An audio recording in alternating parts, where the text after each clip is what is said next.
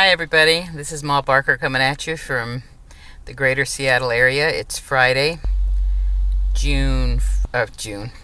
November 4th. I'm at work right now and at lunchtime, so I decided to make a video. I see a lot of people doing YouTube videos while in their car. I'm going to have to get me one of those, whatever those holders they're using for their phones to record a video, but I decided instead of going back and saying this is what I did do or this is what I wish I knew or backtracking to what had already passed, I decided for today I was going to make a video of something that's happening now. So where I am on my journey now is when it comes to the pre-op diet. Now I know there's a lot of discussion about the pre-op diet and whether your doctor requires 2 weeks pre-op of nothing but a liquid diet. Fortunately, my doctor doesn't require that. So I'm on a full pre-op diet, meaning 20 grams of carbs and 100 grams of protein per day up until Sunday night. My surgery is scheduled for Tuesday, November 8th, 2016, so I can eat up until Sunday, and then it's nothing but clear liquids from Sunday night on, so for one day, and then nothing to eat or drink by mouth for 12 hours before surgery. I have to be at the hospital at 10:30. My surgery is scheduled for 1:30. But I was thinking this morning on my way to work, man, somebody posted on Facebook yesterday a picture of mashed potatoes and gravy and pumpkin pie with whipped cream. And after my surgery, at 2 weeks and 2 days, it'll be Thanksgiving Day. I didn't think it was going to be a problem because, I can eat or not eat. But boy, I sure am craving some pumpkin pie with Cool Whip right now. And it got me to thinking about how people talk about being emotional eaters. Oh, I'm addicted to food. I'm an emotional eater. Well, I don't consider myself to be addicted to food because I really don't think I am. And I've never been an emotional eater in that I eat whenever I want, whether I'm happy or whether I'm sad or whether I'm angry or whether I'm just neutral.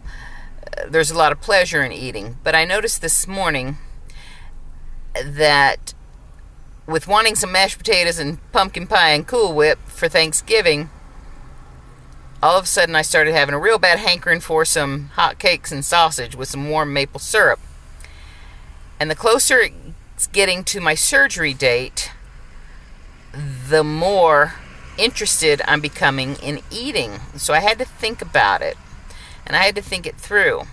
And what I realized was the more anxious I become, because I'm getting really anxious about surgery, and that's a normal response. However, I'm a firm believer that you just can't let your emotions run wild. You have to control them. You consider them, but you don't give them too much power into the input of any equation when you're making a decision. I think that's a bad idea. But you have to deal with them because they're there.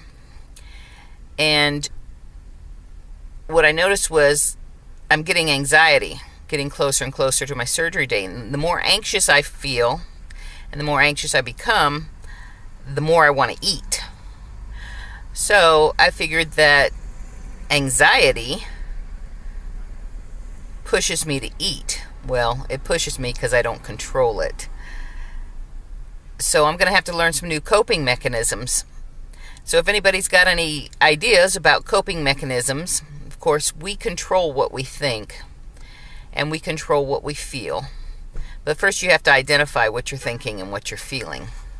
Right now, at this very moment, I'm not feeling anything but hungry because I'm on primarily liquids today, protein drinks, and I've had some cheese and some beef jerky because I don't want to eat out of emotion because of the anxiety. So I went back to a pretty much all liquid diet, and then I'll have some lean meat when I get home tonight and a big batch of vegetables.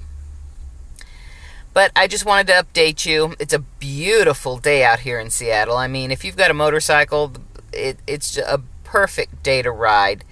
It's cool enough that you can wear your leathers without sweating, and it's warm enough and sunny enough and blue skies. It's just absolutely gorgeous out here. So I've spent the day at work, it's been a very slow day at work, looking up hiking trails in my area, because I'm trying to get ready. Like I said, my second video is, what are you going to do? Start planning for what you're going to do with all the time that you're going to have free when you no longer spend all that time eating and cooking and preparing and being around food. So I've decided I want to start walking. So I'm looking up a lot of the nature trails and the park trails. Washington has thousands of hiking trails. So I'm looking up all the trails in my area in the parks, short distances, just quarter-mile loops, and that's what I'm going to start out with. So hopefully today I won't phase out, and I'll force myself to at least walk one time around the track that's right across the street from where I live. There's no excuse. It's flat, it's even, it's not muddy, there's no elevation gain or loss. It's just a track, and I can walk around, and it takes about maybe 6 or 7 minutes. No excuse for not walking. So I'm going to start preparing today. Conquer the anxiety. Don't eat because of it, and then maybe walk it off. So I'm going to walk it off. So I'll check in later and let y'all know how I did, whether I walked tonight or not when I get home from work. But until then, I hope you guys have a great day, like the great day we're all having out here in Seattle. And I hope you take time to enjoy life. Enjoy your life, because life is not a do-over. It's not a rehearsal. This is not a rehearsal. This is the main event. So take care of yourself, enjoy life, and don't sweat the small stuff. Until later, have a great day.